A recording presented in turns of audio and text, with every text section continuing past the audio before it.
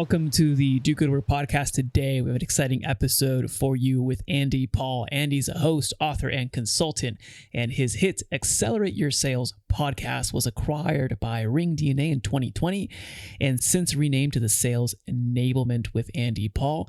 His show continues to inspire thousands of sales professionals each week, and he has also written 2 award-winning sales books, 0 Time Selling and Amp Up Your Sales. And he just recently released a new book, Sell Without Selling Out.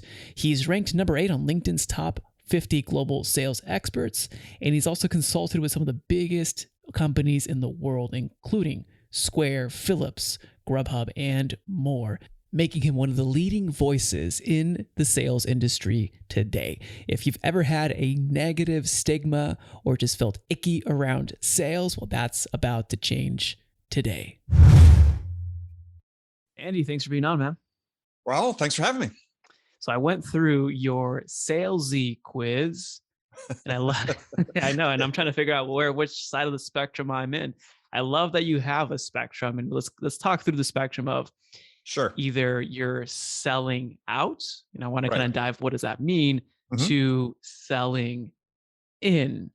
Right. And I'm hesitant to kind of give my results, but I'd love to kind of understand more about this concept of the Salesy spectrum.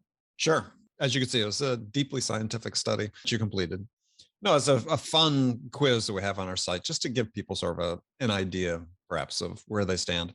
Yeah, so the book, Sell Without Selling Out, is sort of based around this premise of you got sort of 2 ways of selling. There's the obsolete, stereotypical, pushy, persuasive, self-interested seller that we've all seen, we've all experienced in one time or another, that certainly we've seen on TVs and movies as well. And those are sellers that are using behaviors that people universally resist and dislike. And I think we all have experiences feeling very uncomfortable, having been subjected to it, whether it's in a business context or a personal context. On the other side of the spectrum is what I call selling in, which is unlike these learned behaviors that we find so distasteful.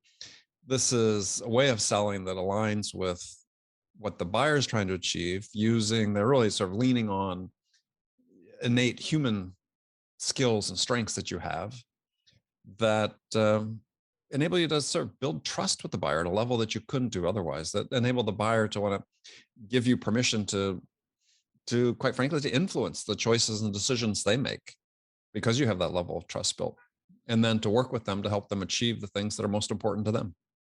Interesting. So putting obviously the prospect into this side, and I know that for everyone listening here, like you might be in sales, you might be an entrepreneur, you might be a founder, you might actually be working at an office job and you have nothing to do with sales, but I think that we all come across in sales one way or another. Obviously, we're speaking more specifically around sales teams, sales enablement, and ensuring that we have the right, I don't want to call them mechanisms. I think what we're going to be talking about here is more of universal pillars of selling per se, not just like, oh, you got this tactic or that tactic. And I do want to dive into your I think it's your 4: connection, curiosity, understanding, generosity.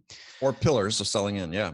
The 4 pillars. But I think back to the point you were talking about, though, which is right on the money, is that for people who may have read Dan Pink's book, To Sell is Human, when it came out, which wasn't really a sales book, but what he talked about is that the premise is that, hey, we all are in sales, right? Increasingly, it's not that we're necessarily selling our company's products or services, but in the work that we do, we increasingly work collaboratively, and when we're working in groups and we're collaborating, we have a point of view that perhaps we want to get across, or we get our work done through other people, and the ability to, in those instances, to influence is really a form of selling.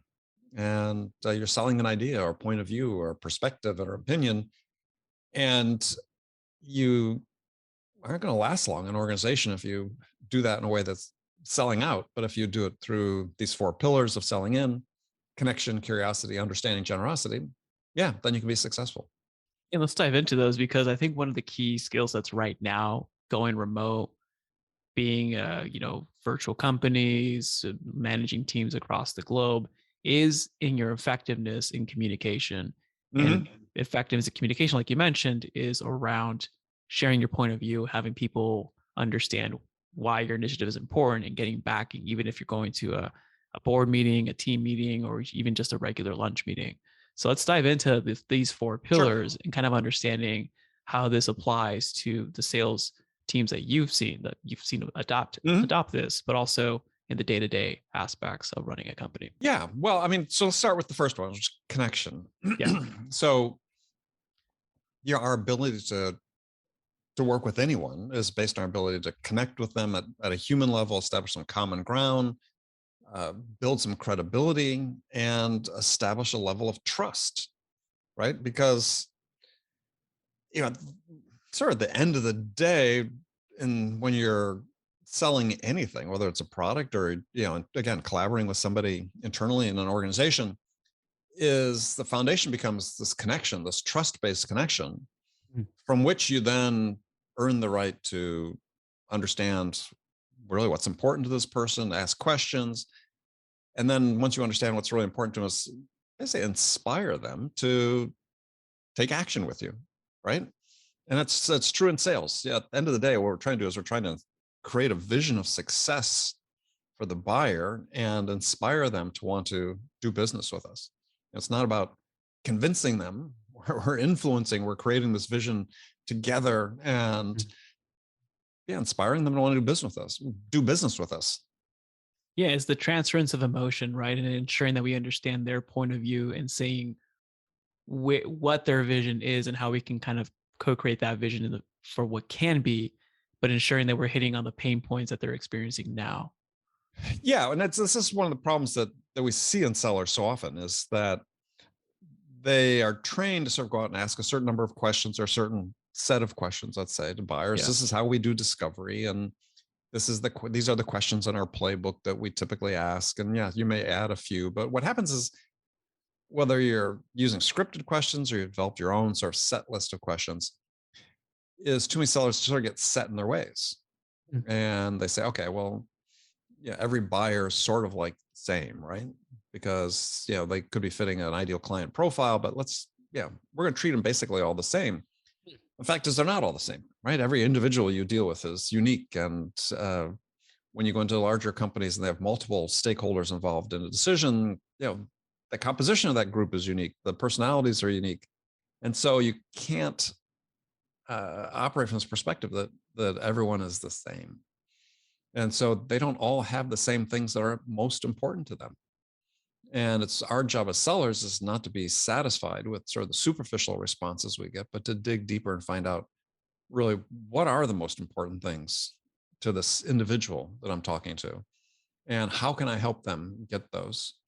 And this is sort of a different definition of sales than what most salespeople think their job is. Most of them think, um, gosh, my job is to go out and persuade somebody to buy my product. Mm.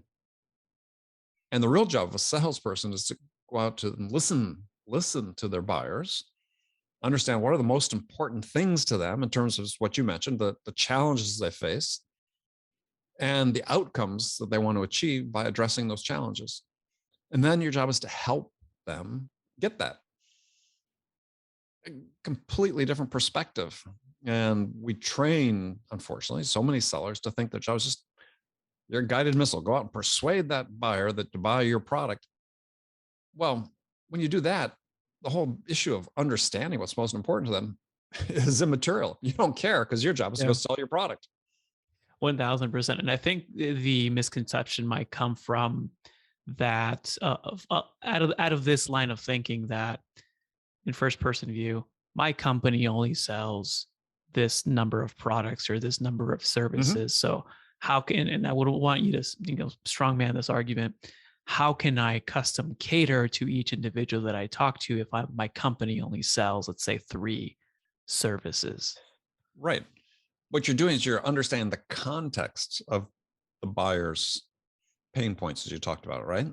Mhm. So then it just becomes, well, what's the vision we create around how does our product help you achieve what's most important to you?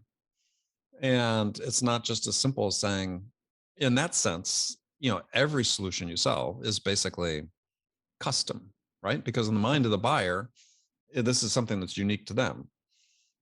In the mind of the buyer, it could be, look, this is, let's say you go to two buyers. One is, yeah, the product you sell, it solves a small portion of a really big problem.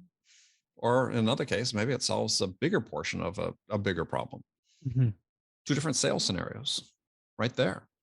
And the way you create the context for what success looks like with them, with the buyer, is different. So yeah, in essence, you've got multiple different products you're selling, even though on the surface they may have the same features. It's how you weave them into the vision of what success looks like that makes them unique. I appreciate that. And you're completely right. And I love it's like being able to present even what you already have in a unique way for that the buyer or the person on the other side of the table to understand how this meets their goals. Because at the end of the day, all they care about is their goals, their problems, and how are they going to solve it. Let's talk Yeah, a little bit about we hit about connection. I think we're hitting understanding. Let's talk a little bit about the pillar of generosity. I'm sure. curious to know your philosophy behind that pillar. I think selling is sort of the ultimate act of generosity. And yeah, I break it down in the book. If you look at deconstruct the sentence I just used before, is okay, our job as sellers is to go out and listen to our buyers. Mhm. That's listening to somebody, right? Making somebody feel heard. That's a generous act. To understand what are the most important things to them, that in itself is a generous act. Is to make somebody feel understood and to listen carefully, to really understand. That's a generous act. And then to help them get those things, then that's a generous act as well. So just in the baseline and description of what selling really is about, it is a generous act. I love that. I've had friends in sales and they actually felt bad about themselves because they were in sales, even though they love their job. And I think that this reframe allows it kind of empowers people because if they Mhm. feel like, oh, I'm not in the product development, I'm not changing lives, when really you are.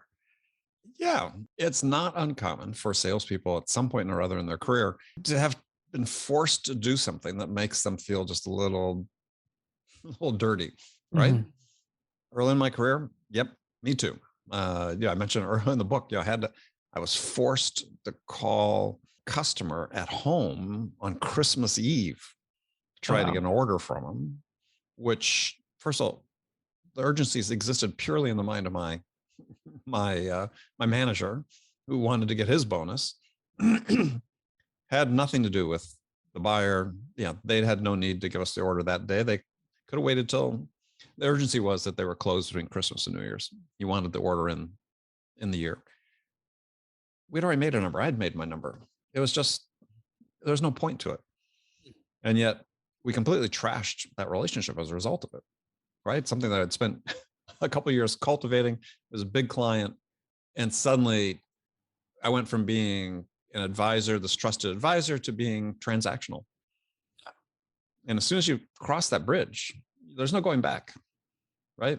If you've invested any sort of time and effort in building a great connection with a customer and being there for them, really helping them, I said being trusted, and you become transactional, that's the end of the relationship.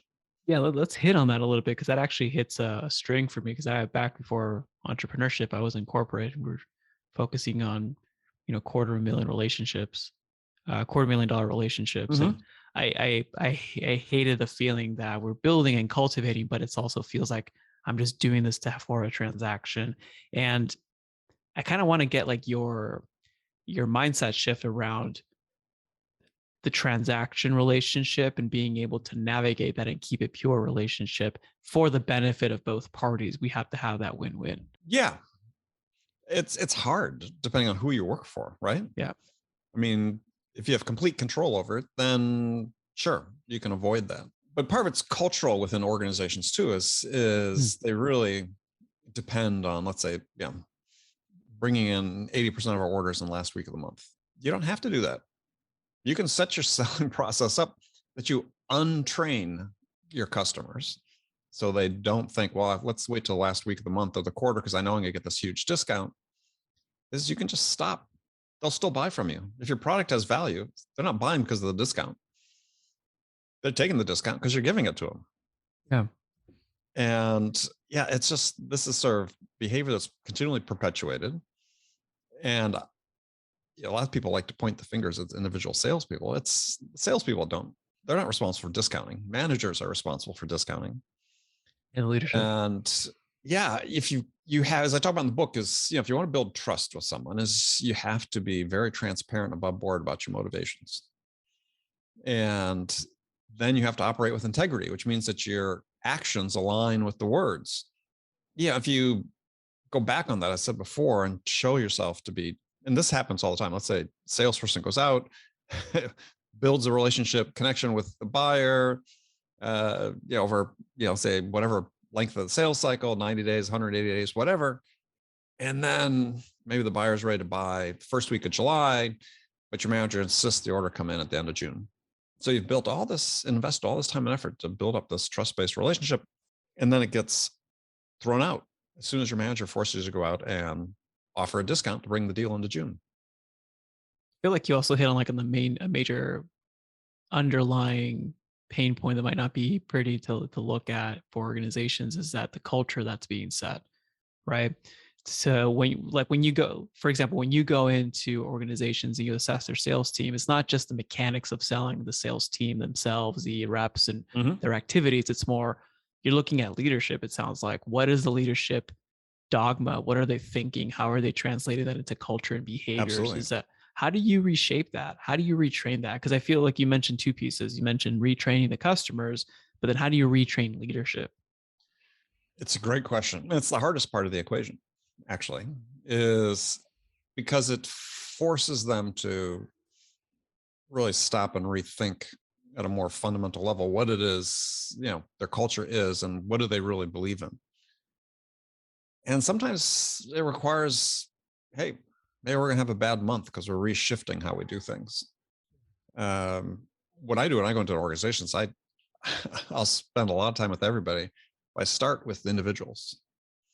Yeah, not the managers. Start with individual contributors and spend a lot of time with them, because that's where we really find out what's happening in an organization. That's where we really find out about the culture of the sales culture of the organization. Is not from talking to the managers. It's from talking to people that are responsible every day for going out and talking to customers. That's how they act and how they feel.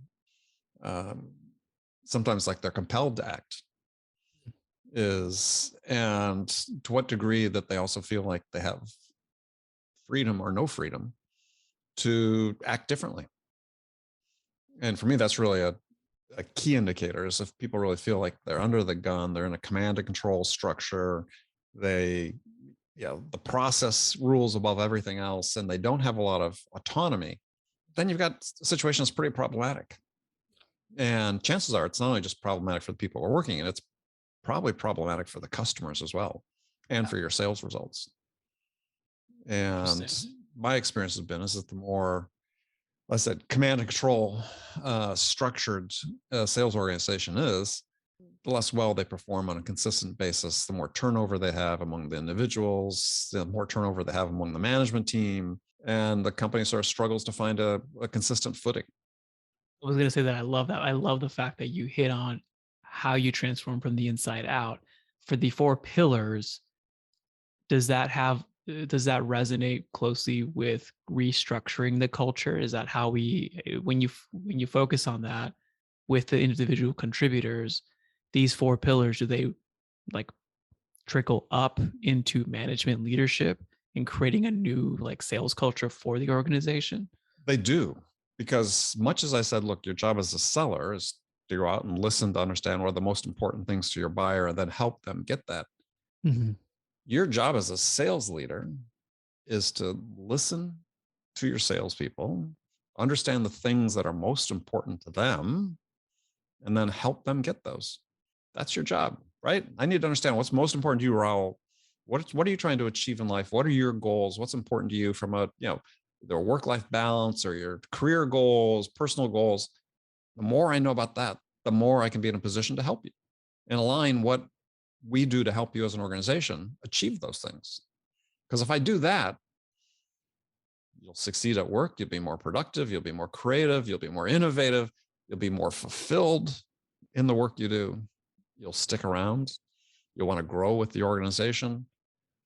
All things that are missing in large quantities in many companies, not just because of COVID, but turnover among salespeople is certainly in the tech world. The Very high. average tenure, and latest report I just saw within the last month was 11 months. I mean, how as a salesperson, you can't learn enough in 11 months. Let alone, But I understand onboarding. people want to change because they just feel they're operating in environments that are just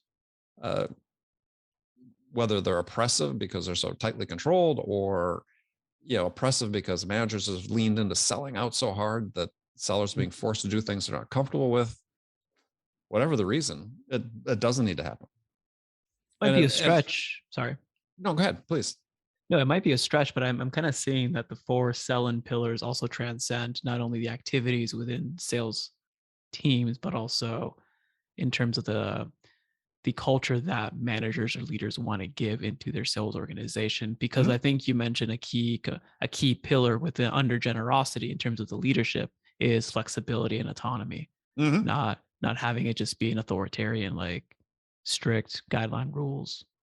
Yeah, well, the thing is, much as I said, it plays at the same level, or 2 levels, excuse me, both from internally within leaders' relationship to and connection with their sellers, as well as sellers' connection to the buyer. They really mirror each other in many respects. So yeah, much as you as a leader, you want to listen to your people, understand things that are most important to them in order to help them get that. Similarly, with our buyers, our job is to build a level of trust and inspire our customers to want to do business with us through how they experience us as individual sellers, right? Gartner, Challenger, Forrester, multiple companies have published research about this idea that given how similar products are these days, more competitors, there's thinner margins of difference between the various products and services they're evaluating. What becomes the point of difference when the customer has to make a decision?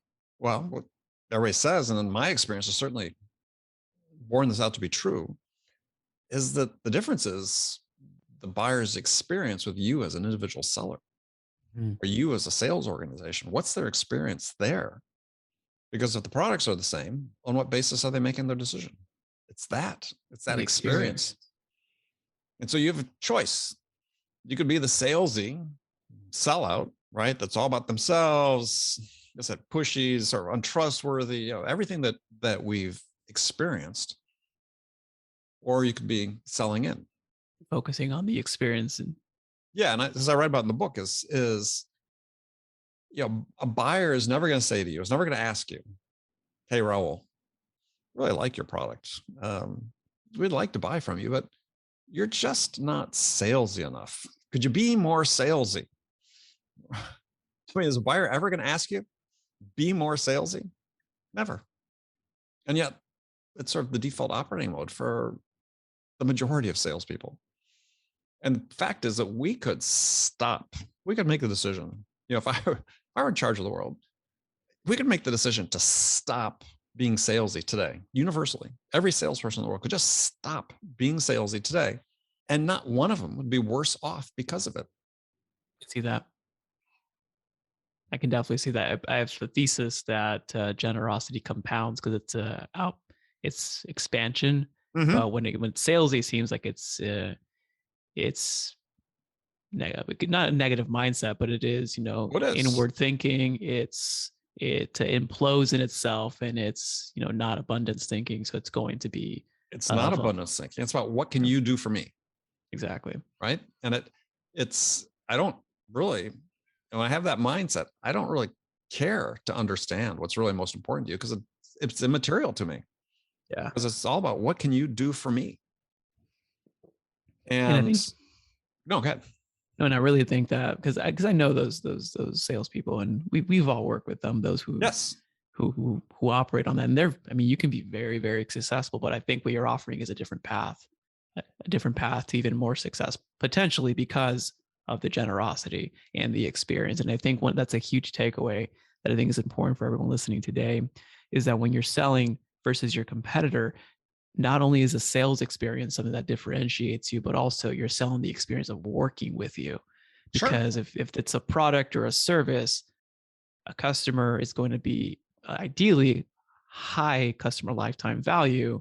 Therefore, they're going to stick around, not for just 1 month or 2 months, but hopefully 6 months, 12 months to expand and build on that relationship. So I think selling on the experience and the way that you sell is showing off your experience without saying, here's what you can experience. Right. Well, and that's true, right? And I again write about that in the book, is buyers make a decision about you as an individual and whether you're worth an additional investment of their time. And it's based not on anything you can say to them, it's based on how they experience you. And this experience starts with the very first point of contact. And buyers, just like human beings, let's say we meet somebody in a social setting. Scientists have shown, done studies on this, when you meet somebody in a social setting, you make a decision about that person within a quarter of a second, 250 milliseconds. Time it takes you to blink your eye, you form a perception of that person. And what happens is, based on the science of perception, is that even when we're given evidence that contradicts the perception, we're reluctant to let the perception go. Interesting. So first impressions are killers, right? And how often do salespeople really say, I gotta be really intentional about creating a great first impression? Well, it's not even a reflection on you, but to the point you made before, in the customer's mind, oh, well, this is a reflection of what it'd be like to work with this company too. So even something as people think as trivial as first impressions are actually quite important.